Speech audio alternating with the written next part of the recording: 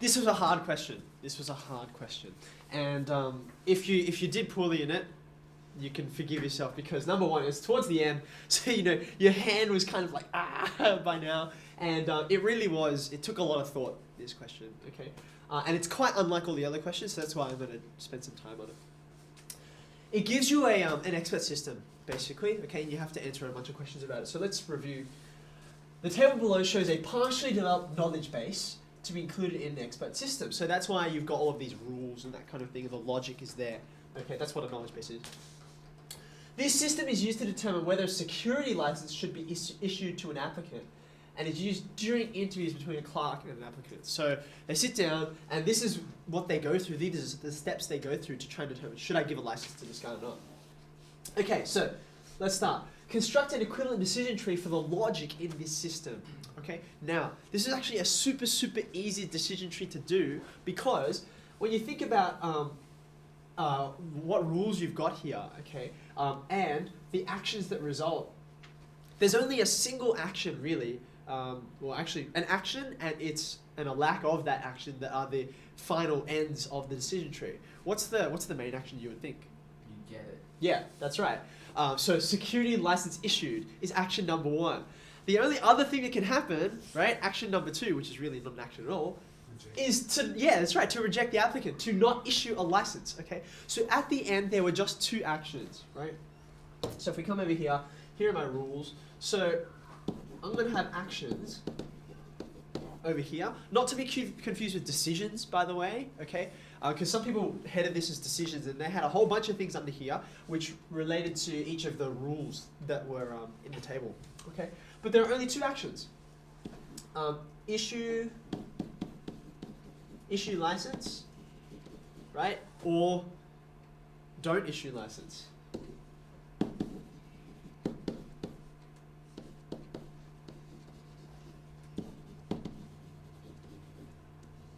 Okay, so being that these are our two endpoints, right? What are the ways that you've got to go through? Well, all the way over on the left here, you've got a whole bunch of conditions that you need to meet. Yes? So over here, conditions. Now I can tell because of, wow, that's so messy. Sorry guys. I can tell because of how big my writing is. I'm not going to be able to fit all the conditions here, but basically we were looking for all of these, right? I'm looking for, well, where do you start? You start for correct age. Okay, so the first thing you should have is a branch that says, morning, correct, sorry, actually it should be here, age, right? And it's got to be greater than or equal to 18, I think, right? So if it's yes, then you continue up to the possibility of an issued license. And if it's no, right, you automatically hit here, right? You don't need to answer any more questions, okay? Does that make sense? And the same thing happens for the next step. What are the conditions met? Well, it starts to look at good references, right? So then you say, yeah, this should be good references. Good references, okay?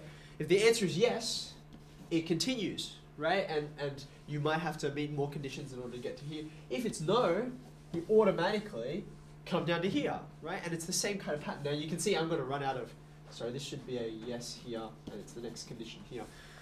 I'm going to run out of space, but you're getting the idea, right? What's the next thing? Good references, Australian resident, right? So then they say, is it an Australian resident? Okay, and if the answer is yes, then you keep going, and if the answer is no, then off you go. Okay, so you get the idea. Now there's only 2 marks. The marks really were for, number 1, do you understand what a decision tree is? Do you understand the format of there's conditions and there's actions and it's a yes-no kind of thing, okay? The other mark was for, did you get all the right conditions? I've run out of space to put them all, okay? But you simply had to finish off going through them step by step, and there was no complexity to it. There was no weird branching or anything like that, okay? So that's why it was just 2 marks. Now, coming to the next question. We now wish to modify the rules above to include information relating to the completion of mandatory training. Okay, so at the moment, this has nothing to do with training. So you could have someone totally unqualified walk in and if they live in the right place, and they're old enough, and so on, okay? Some people think highly of them, then they can get a job. That's great, okay? Or maybe not so great. So they say, we want to incorporate mandatory training as a requirement. And these are the specific things they want about the training. It must be offered by an organization which is an RTO, okay? So not just anyone. That RTO has to be approved by the police commissioner, and they have a master license number, okay? So that's fine. And then after that, they have to not just do a course, but they have to do well in the course, yeah? So their result must be 100% in this section on law, greater than 50% overall in all the other sections, okay? By the way, just for what it's worth, this first condition here is what we call a barrier condition. Not that you need to know what it's called, but sometimes in university you'll go through courses, and there'll be one section where you've got to get everything right. And if you don't get that right, it's over. It doesn't matter how well you do and all the rest of it. Have any of you gone to get your L's yet? Your learner license? Okay. You've got yours? So you know how you did the 50 question, do you still have to do the 50 question quiz? 30. 40? A lot of questions, right? And it's multi-choice. If you've never seen it before, right? You actually go online and there's a whole bunch of practice questions. They're not really practice questions. They're the actual questions you'll get asked. Yeah, well, it's good. It's because if you've done like a few of them, it gives you a random set each time. But after you do it like 4 or 5 times, you've done all the questions. So you get anyway. The questions on blood alcohol limits, right? They're one of these. They're a barrier question, right? So it doesn't matter if it's 40 questions. If you get 39 out of 40 correct and you get this one wrong, it's over. You don't get your L's. Okay. So anyway, though it's very easy now. I think it's like the limit for L's and P's is 0. So anyway, it's not even 0.05. Sorry, I digress. We now wish to modify these rules, modify any relevant rules in the knowledge base, and include any new rules to incorporate this extra information. Okay? Alright, now, how many rules are there at the moment? There are 7. Okay? So it seems logical to say, I need some new rules that have to do with this. So we might start with rule 8. Okay? So let's move down a little bit. Okay, now, let's have a look at the structure of a rule. Okay? It's got a rule that's about like, okay, is it this kind of, is this true or not, right? And the way you know it's true is you have a look at these conditions, okay? So let's have a think about this. You might say something like, okay, is this person, have they received the relevant training? Yeah? And so, well, okay, how would you know if they've received the relevant training or not? And you can have a look at all of these different bits here, okay? So there are conditions in here. So you might call it, what might I call this? Authorized training.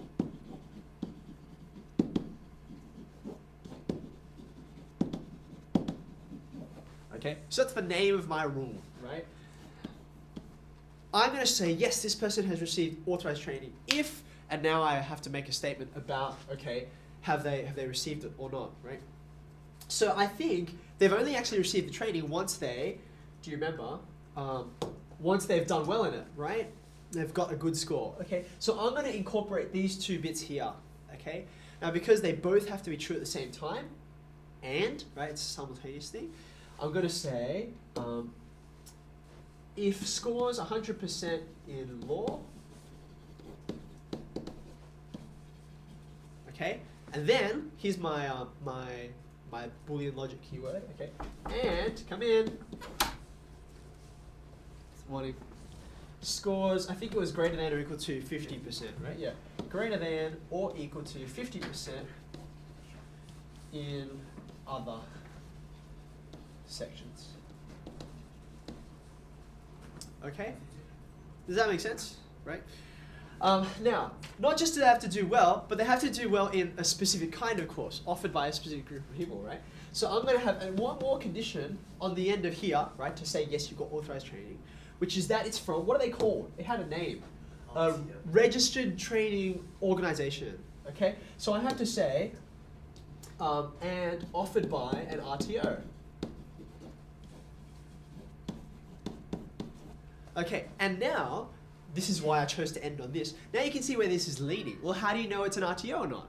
And so you have a new rule. So that was 8, so this is going to be 9, okay? So how can I tell whether it's a registered training organization or not? Okay, well they gave me some conditions, didn't they? If, what was it? Let's see. Approved by the police commissioner, number 1, and has a master license number, number 2. Okay, and it's got to have both. So we say, if approved by a commissioner, the police commissioner, and has master license number. Okay, so when you look at that, okay, can we quite see it all? Yeah, there you go, all right. When you look at all of that, you can see that that accounts for everything in these 2 dot points, okay? It's all there. You can read through it again, and we haven't missed any of these little important conditions. There's one thing missing, okay, which is that how would the knowledge base know to start looking at rules 8 and 9? Because when you have a look at the existing rules, right? For instance, why does number 6, rule 6, why does it get looked at? Why does the knowledge base look at it? And the answer is, in rule 5, it talks about authorized referees, right? So the knowledge base then says, well, okay, how do I know it's authorized? So then a new rule kicks in. Does that make sense? Okay. But right now, none of these rules currently refer to rules 8 and 9. Right? They're just kind of sitting off on the end, and they're like an island, like they're kind of like the Tasmania of this knowledge base, okay? No connection, at least not yet. So I need to come back to the question. I need to modify some of the rules in the knowledge base so that rules 8 and 9 get activated. Does that make sense? Okay. So my question to you is, which rule do you think we should change? Which one do you think we should add something to? Conditions, man. Yeah, I think number 2 is the way to go for. Some people went for rule number 1, and that was kind of an okay response. I think I paid it, but it's a condition, isn't it, that they've been trained sufficiently, right? So I think it makes sense to put it under rule 2, to say under here, and what did I call this? I think I called it authorized training.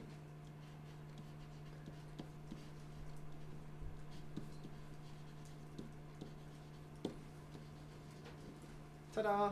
Okay. So now what's going to happen is it's going to go through each of these in turn, and eventually you'll get to rule 8 and 9. Okay. Right. So